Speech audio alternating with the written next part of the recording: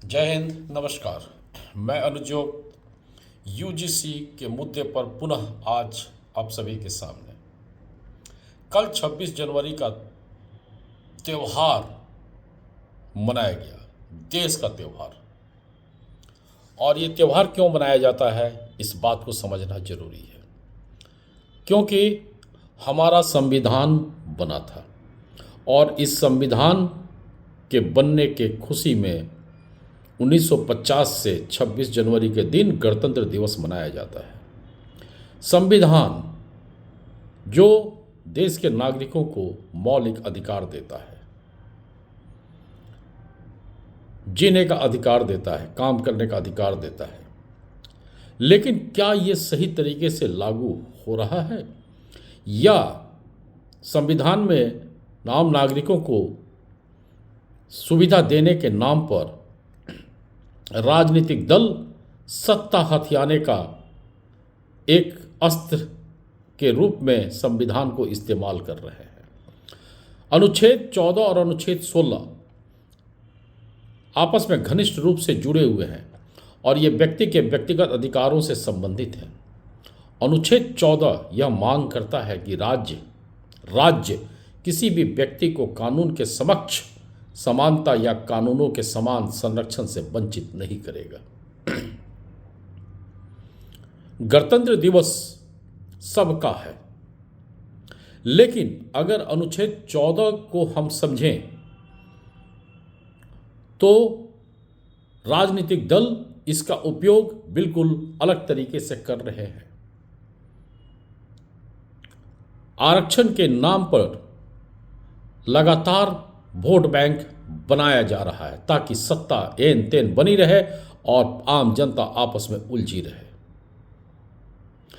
बाबा साहब अंबेडकर जी इस आरक्षण प्रणाली को 10 साल के लिए लागू करने के पक्ष में थे और अधिकतम सीमा 20 साल उन्होंने सोचा था। लेकिन आज गणतंत्र दिवस के 77वें गणतंत्र दिवस के अवसर के बाद भी आरक्षण रूपी दानव समाज में विध्वंस फैलाने को लगातार तैयार है और ये आम नागरिक से ज़्यादा पॉलिटिकल पार्टियां इसके लिए तत्पर हैं ताकि सत्ता एन तेन उनके और उनके परिवार के इर्द गिर्द बनी रहे। अनुच्छेद 16 राज्य के अधीन किसी पद पर नियोजन या नियुक्ति से संबंधित मामलों में सभी नागरिकों के लिए अवसर की समानता होगी।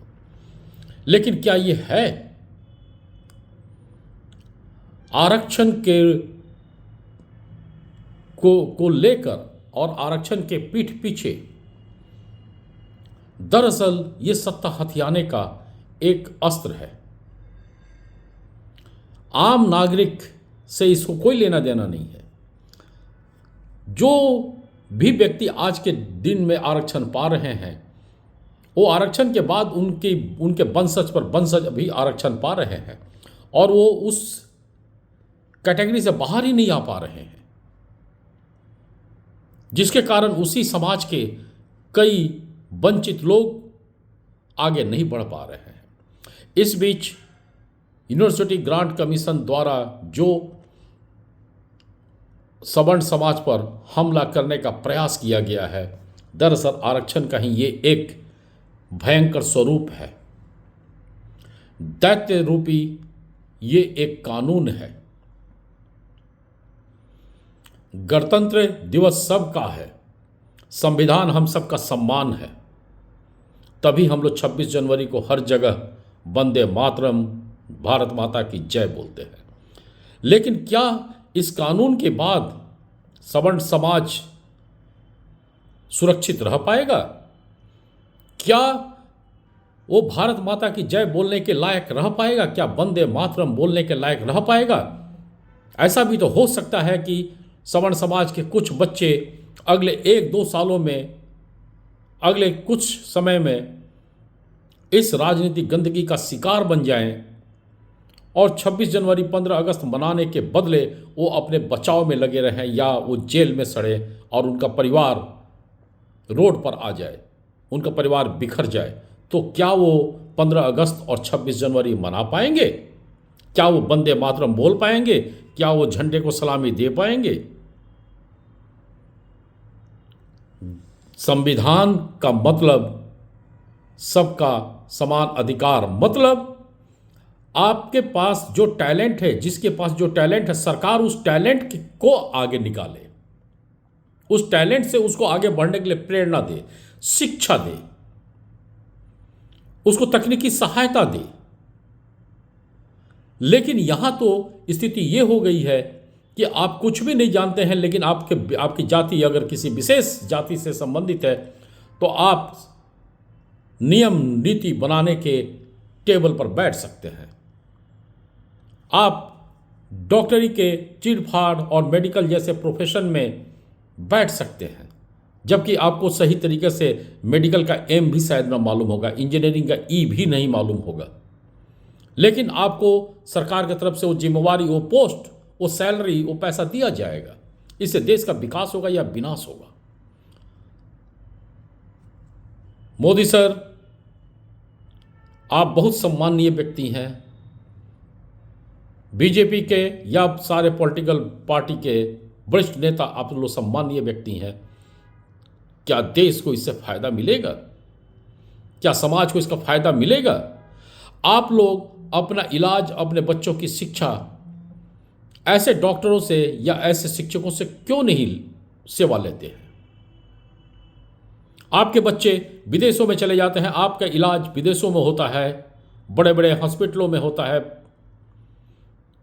तो देश के जनता को इस तरह के आग में क्यों झोंक रहे हैं जिसमें वो आपस में भी लड़े और सरकारी सुविधा से भी वंचित रहे या सरकारी सुविधा के दुरुपयोग से उसका जीवन बर्बाद हो जाए, उसकी शिक्षा, असली शिक्षा अधूरी रह जाए, उसका इलाज बर्बाद हो जाए। अतः 26 जनवरी हो या 15 अगस्त हो, अगर हमको समानता के साथ मनाना है तो इस वोट बैंक प्रक्रिया को खत्म कराना होगा और सभी को कराना होगा। इससे ना सवर्ण को तो कोई फायदा ही नहीं है, ओबीसी और एससी एसटी वर्ग को भी फायदा नहीं है, क्योंकि अगर अच्छे डॉक्टर, अच्छे शिक्षक नहीं मिलेंगे, अच्छे नीति बनाने वाले लोग नहीं मिलेंगे तो देश और समाज का, राज्य का डूबना तय है।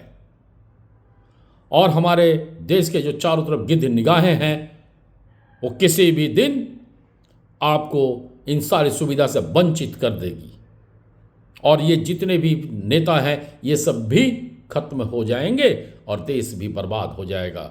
हर कमाई हुई संपत्ति बर्बाद हो जाएगी, कोई आरक्षण नहीं होगा, सिर्फ और सिर्फ एक ही मजहब का कानून होगा।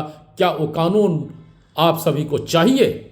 आप सभी सोचें और अपने अपने नेताओं पर दबाव बनाएं कि देश को मत बांटो, समाज को मत बांटो। जय हिंद, नमस्कार।